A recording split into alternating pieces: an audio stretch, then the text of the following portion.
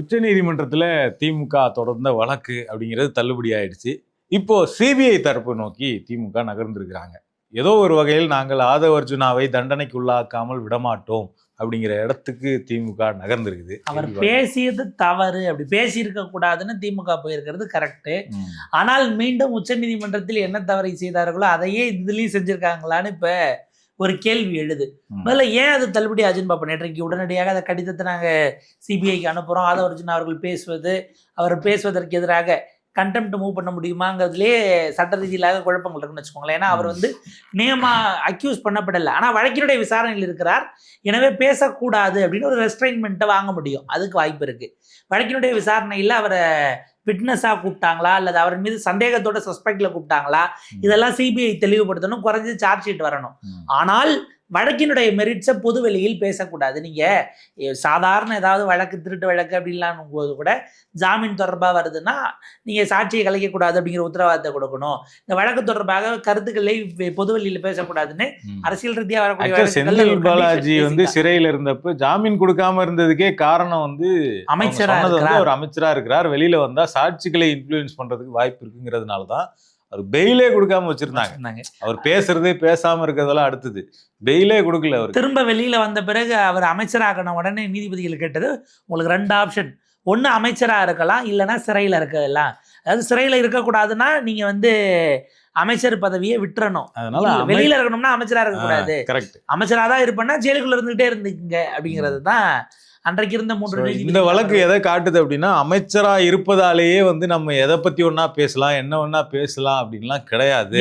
வேற ஒரு சம்பந்தப்பட்ட வழக்கியே கூட மீடியா ட்ரையல் கரெக்டான கேள்வி கேட்கக்கூடிய இடத்துல நீங்கள் அதுல விசாரணை வளையத்தில் இருக்கிறீங்க.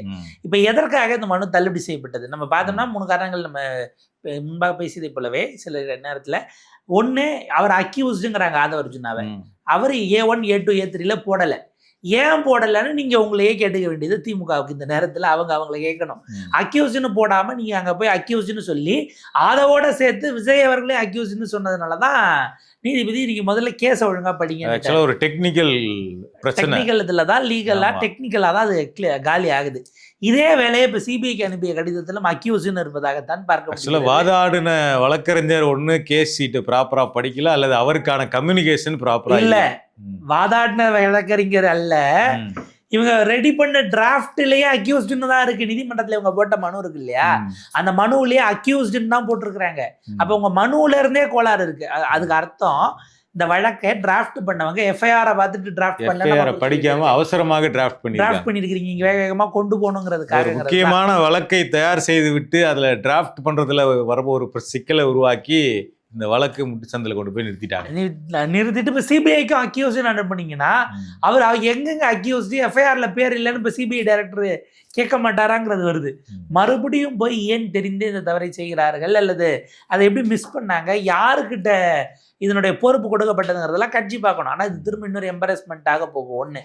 இப்போ 2வது இதனுடைய மெரிட்ஸ்குள்ளே நம்ம வரோம்னா, இது முதல் விஷயம், அவர் அக்யூஸ்டுன்னது, முதலமைச்சர் அக்யூஸ்டுன்னதை நீதிபதிகள் சரமாரியான கேள்வி எழுப்பினார்கள். அது அதோட போச்சு. 2வது இவங்க செஞ்ச முக்கியமானது, இதுல பாருங்க 2 பரவர வதந்தி என்பது, அவர் கரூருக்கு போகக்கூடாதுன்னே தடை கேட்டார்கள். வதந்தி கிடையாது, அது மீடியால போடுற நியூஸ். மீடியாக்களே அப்படிதான். மீடியாவும் 1-2 மீடியா கிடையாது, ஒட்டுமொத்தமாக தமிழ் மீடியாக்கள் அனைத்துமே போடக்கூடிய நியூஸ் என்னன்னா, விஜய் கரூருக்கு போக தடை கேட்டார்கள், இனிமேல் அவர் கரூருக்கு போக தடை இல்லை. எப்ப தடை கொடுத்தாங்க? யாரு தடை? முதல்ல யாரும் தடை கேட்கல. அதாவது இப்ப நம்ம டிஜிட்டல் மீடியாவில் ஸ்பேஸில் இருக்கோம். ஆக்சஸ் பண்ணிங்கன்னா, இல்லை நீங்கள் டெல்லி ரிப்போர்ட்டர்ஸ் மூலயமா அங்கே கேட்டு சுப்ரீம் கோர்ட் பீட் பார்க்குறவங்களை கேட்டாலும், இங்கே திமுகவினுடைய வட்டாரங்களை நீங்கள் கேட்டிருந்தாலே அந்த டாக்குமெண்ட்டை உங்களால் ஆக்சஸ் பண்ணியிருக்க முடியுமா முடியாதா? சேட்டலைட்டுகளுக்கு எவ்வளோ பரந்த ஸ்பேஸ் இருக்குது, ஸ்கோப் இருக்குது, போட்டாங்களா இல்லையா? அவங்க டெல்லியிலே ரிப்போர்ட்டெல்லாம் வச்சுருக்காங்க. இத்தனைக்கும் நீங்கள் கேட்டிங்கன்னா ஒரு காப்பி உங்களால் வாங்கியிருக்க முடியும். அந்த காப்பி இருக்குது. நம்ம வேணாலும் அந்த காப்பியை வீடியோ டிஸ்பிளே பண்ணாலும் பண்ணலாம். அதில் எங்கேயுமே விஜய் கரூர் செல்வதற்கு தடை. ஒரு முதலமைச்சர் அவர் மாநிலத்தில் ஒரு பகுதிக்கு போகிறதுக்கு எப்படிங்க தடை கேட்க முடியும்? இதில் இந்த கேள்வி இருக்குது. நீங்கள் அவங்க என்ன கேட்டாங்கிறத அப்படியே நம்ம படிப்பேன். இந்த வழக்கு விசாரணை நடந்து கொண்டிருக்கிறது. முதலமைச்சர் கரூருக்கு போகிறார். அந்த பாதிக்கப்பட்ட குடும்பங்களுக்கு ஏதாவது செய்யணுமானா எங்களுக்கு அதுல எந்த விதமான மாற்று கருத்தும் இல்லை. அது ஒரு இர்ரிப்பேரபிள் லாஸ், தவிர அதை வந்து ஈடுகட்ட முடியாத ஒரு பேரிழப்பு. வேலை வாய்ப்பு கொடுக்கறதுலோ அல்லது பணம் கொடுக்கறதுலயோ எங்களுக்கு எந்த ஆட்சேபமும் இல்லை. எதை வேண்டுமானாலும் இந்த அரசு கொடுக்கலாம், அதை நாங்கள் ஆதரிக்கிறோம், அதை நாங்கள் தடுக்கவில்லை. எங்களுடைய கேள்வி, சட்டப்படி ஒரு வழக்கு இருக்கு, அந்த வழக்கில் இவங்க வந்து மெட்டீரியல் விட்னஸஸ் ஆக இருக்கிறார்கள். அவர் போறார் கொடுக்கிறார்னா இந்த ஃபார்மலான விஷயங்கள், ஒரு முதலமைச்சராக போகிறார், ஒரு பாதிக்கப்பட்ட குடும்பம், அந்த அவருடைய டீம்ல அமைச்சர்களா இருக்கிறவங்கள அக்யூஸ்ட் இருக்கிறாங்க. அந்த மேடையில் நிர்மல்குமார், புசி ஆனந்தெல்லாம் அந்த வழக்குல குற்றம் சாட்டப்பட்டவர்கள். கரூர் மாவட்ட செயலாளர் இருக்கிறாரு மதியழகன், அவரும் அங்க போவார். விஜய் போறாருன்னா அவரும் அக்யூஸ்ட் நம்பர் 1 அவர் தான். இப்போ இவங்கெல்லாம் போகும்போது அந்த இடத்துல அந்த வழக்கை பற்றி ஆதவ அர்ஜுனா வெளியில பேசுற மாதிரி அந்த இடத்திலும் பேசினாலோ அல்லது அந்த மக்கள்கிட்ட பேசினாலோ அது கிளியராக சாட்சிகளை கலைக்கிற ஒரு வேலையா அமையும். சாட்சிகளை இன்ஃப்ளூயன்ஸ் பண்ணக்கூடியது, அவங்க சொல்லக்கூடியது சட்டத்தின் பார்வை சமமாக இருக்கிறது என்கிற அந்த இமேஜ் அடி வாங்கக்கூடாதுன்னா அங்கே வந்து அந்த ஃபார்மல் டிரான்சாக்ஷன் மட்டும் இருக்க வேண்டும். கட்சி கூட்டத்தில் பேசுவது, இப்போ ஆதவ அர்ஜுனா இங்கே பேசுனது மாதிரி இவர் பேசக்கூடாது என்பது. ஆதவ அர்ஜுனா இவ்வளோ பேசுறாருன்னா இவர் கரூருக்கு போனால் எவ்வளோ பேசுவாருங்கிறது யோசிக்க வேண்டிய இடத்துல தானே திமுக. ஆமாம், அந்த வழக்கை சம்பந்தமாக பாசிட்டிவாவோ நெகட்டிவாவோ எதுவுமே பேசக்கூடாது அப்படிங்கிறது தான் அந்த மனுவினுடைய சென்டர். அதுதான் அது. அந்த 4 பிரேயரும் இருக்குது. அந்த 4 பிரேயர், 5வது பிரேயர் எப்பயுமே இது போக சட்டத்துக்கு உட்பட்டு நீதிமன்றம் என்ன கொடுத்தாலும் அந்த வழக்குக்கு சரியாக நினைக்கிறீர்களோ அதையும் எங்களுக்கு கொடுங்க அப்படிங்கிறது 5வது பிரேயர். இந்த 4 பேர் அதுதான்.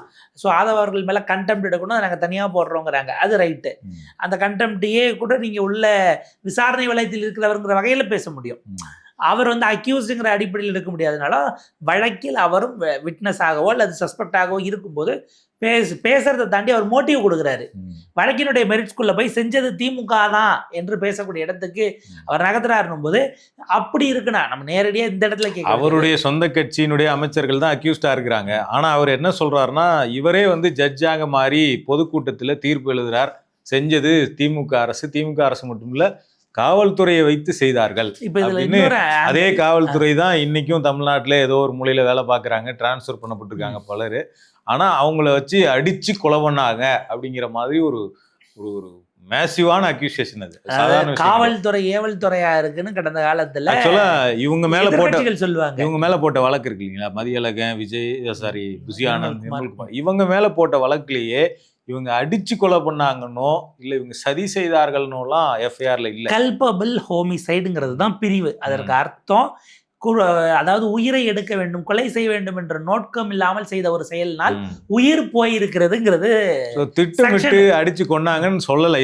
இந்த இவங்க மேல இருக்கக்கூடிய அக்யூஸ்ட்லேயே அப்படி சொல்லல. ஆனா அவங்க என்ன பண்றாங்கன்னா எதிர்த்தரப்பை நோக்கி திட்டமிட்டு கொலை செய்தார்கள்னு சொல்றாங்க. இப்போ உங்ககிட்ட அப்படி மெட்டீரியல் எவிடன்ஸ் இருந்தா எஸ்ஐடிக்கு போங்க, சிபிஐல எவிடன்ஸை கொடுக்க உச்சநீதிமன்றம் போங்க. இவங்க சிபிஐ விசாரணை கேட்டாங்கல்ல, அங்கேயே அவங்க அந்த சதி கோட்பாடை சொல்லல. சிபிஐ ஆதவ அர்ஜுனா கேஸ் போட்டு சுப்ரீம் கோர்ட்டு போய் தான் இதை சிபிஐக்கு டிரான்ஸ்ஃபர் பண்ணார். அங்கேயே அவர் வந்து இந்த சதி கோட்பாட்டை முன்வைக்கல விசாரணையில். அவங்க எதுக்காக சிபிஐ விசாரணை கேட்டாங்கன்னா மாநில அரசு விசாரணை நடத்தினா வந்து எங்கள் மீதான விசாரணை வந்து நேர்மையாக நடக்காது, அதனால சிபிஐக்கு போங்கன்னு தான் கேட்டாங்க. இப்போ அந்த ஒரு அச்சம் இருந்ததுன்னு நீங்கள் சொல்கிறீங்க இல்லையா, ஆதவ அர்ஜுனா அவர்கள் பேசியது அந்த காவல்துறையினர் ஏவப்பட்டிருக்கிறார்கள், ஏவியது திமுக தரப்பு. அன்றைக்கு முதலமைச்சராக இருந்த ஸ்டாலின் என்றால் கொடுத்து அவங்கள விசாரணைக்கு அழைக்க வைக்க வேண்டியது செய்யணுமா, இல்லை பொது வெளியில் வந்து கூட்டத்தில் பேசணுமா? முடிஞ்சா நீங்கள் எவிடன்ஸ் இருந்தால் கொண்டு போய் அங்கல்ல கொடுக்கணும், அது என்னவாகுதுங்கிற கேள்வி இருக்குது. அப்போ நீங்கள் வழக்கில் உள்ள சம்மந்த விசாரணை வளையத்தில் இருக்கக்கூடிய ஒருவர் எதிர்த்தரப்பின் மீது உள்ள சொல்ல வேண்டிய டெப்போஸ் பண்ண வேண்டியதெல்லாம் வெளியில் எப்படி சொல்லுவீங்க? உள்ள நீங்கள் சொன்னாலும் அவங்க இவங்ககிட்ட ஆதாரம் கேட்க போகிறாங்க, நீங்கள் இருந்தால் கொடுக்க போகிறீங்க, இல்லை என்ன பண்ண போகிறீங்க? இது அரசியல் ரீதியிலாகத்தான் இந்த வழக்கு. இன்னொன்று பப்ளிக் பர்செப்ஷனை வந்து ஒரு இதுக்குள்ளே கொண்டு வர்றது, சேஞ்ச் பண்ணுறது, அந்த மோட்டிவ் இருக்குது அந்த பேச்சில். அதுதான் அதோடைய சிக்கல். மேஜர் இதுவே செய்யப்பட்டதே பொதுமக்களிடம் பதிய வைக்க வேண்டியது இந்த இடத்துல முழுக்க முழுக்க அதுக்கு பின்னால் இருந்தது திமுக என்பதற்காகத்தான். அந்த திட்டத்தோடு தான் இது துல்லியமாக கணக்கிடப்பட்டு பேசப்பட்ட பேச்சு. அது கேல்குலேட்டட் ஸ்பீச்சாக தான் பார்க்க வேண்டியிருக்கிறது. இப்போ நேற்று இந்த முடிவு வந்தது, அமைச்சர் ஆதவ அர்ஜுனா ஏன் எந்த கருத்தும் சொல்லலை, அதான் அங்கே தள்ளுபடி பண்ணிட்டாங்க எல்லாம் ரைட். இதுக்கு நிர்மல்குமார் அவர்கள் ஏதோ பைட்டு கொடுத்ததா சொன்னாங்க. அவர் வந்து கரூர் போக விடாம தடுக்க பார்த்தாங்கன்னு தான் சொல்றாப்ல. அது ஒரு வழக்கு வருவதற்கு முன்பாகவே அவர் அதான் சொன்னார்னு வச்சுக்கோங்களேன். இந்த லெவலோட நம்ம மெரிட் ஸ்கூல் அவர் போல, ஏன்னா அவர் உள்ளபடியே குற்றம் சாட்டப்பட்டவர். அவர் அப்படி அவர் போறாருன்னா அங்கே கண்டெம்ட் எடுக்க வாய்ப்பு இருந்ததுனால அவர் அது கேல்குலேட்டடா மூவ் பண்றாரு. ஆதவ அர்ஜுனா அவர்கள் ஏன் இது குறித்து பேசல? நீதி வென்றதுன்னு போட்டிருந்திருக்கலாம், சதிகளை உடைத்தோம்னு போட்டிருந்திருக்கலாம். ஏன்னா இது வந்து இன்றைக்கு டெக்னிக்காலிட்டியில் தான் காலியாயிருக்கு. நாளைக்கு இதை அடுத்து மூவ் பண்ணாங்கன்னா அது உங்களுக்கு எதிராக போக வாய்ப்பு இருக்குங்கிறது கவனிக்கத்தக்கது. ஆக்சுவலாக இப்போ சிபிஐல கொடுத்துருக்கக்கூடிய மனுவிலேயே வந்து அவங்க நினைச்சா இந்த விசாரணையை ஆதவ் மேல தீவிரப்படுத்துறதுக்கான அவங்களுக்கான அந்த வாய்ப்பு இருக்கு. அவங்களுக்கு சார்ஜ் ஷீட் இன்னும் ஃபைல் பண்ணப்படலை, அதுக்கான ப்ராசஸ் போயிட்டு இருக்குதுங்கிறத பார்க்குறோம். சார்ஜ் ஷீட்ல நீங்க யாரை வேணாலும் கூடுதலாக ஆதவர்ஜுனா பேரையோ அல்லது விஜய் பேரையோ கூட சிபிஐ நினைச்சா ஆட் பண்ண முடியும். இப்போ வரைக்கும் அந்த இடம் தான் மற்றும் பலர் அப்படின்னு ஒரு இது இருக்கு எஃப்ஐஆர்ல. மற்றும் பலர் இவங்க தேர்தலில் யூஸ் பண்ணாங்க. சிபிஐ அங்க ஒரு மற்றும் பலரை வச்சுக்கிட்டு தயாரா காத்துட்டுறான்னு பார்க்கணும். இதுல மூத்த பத்திரிகையாளர் டாக்டர் ஆர் கே ராதாகிருஷ்ணன் அவர்கள் நேற்றைக்கு ஒரு பாயிண்ட் சொன்னாரு விவாதத்தில் பேசும்போது மாலை முரசில். என்னன்னா, இந்த ஐபிஎஸ் ஆஃபீஸர் அசோசியேஷன்லாம் எங்கே இருக்குது, நீங்கள் என்ன பண்ணிகிட்டு இருக்கிறீங்க, குற்றம் சாட்டப்படுவது இங்கே இருக்கக்கூடிய என்டையர் போலீஸ் இன்ஸ்டிடியூஷன் மேலே சாட்டுறாங்க. ஒரு கண்டனம், அதுக்கு வருத்தம் தெரிவிக்கணும், அதுக்கு மன்னிப்பு கேட்கணும்னு ஒரு ஒரு ஒரு ஸ்டேட்மெண்ட்டை கூட விட முடியாமல் அளவுக்கு நீங்கள் என்ன எதுக்கு இருக்கீங்க, எந்த மாதிரியான பொசிஷனிங் அல்லது உங்கள் ஓன் சிஸ்டத்தை நீங்கள் காம்ப்ரமைஸ் பண்ணிக்கிறீங்களா?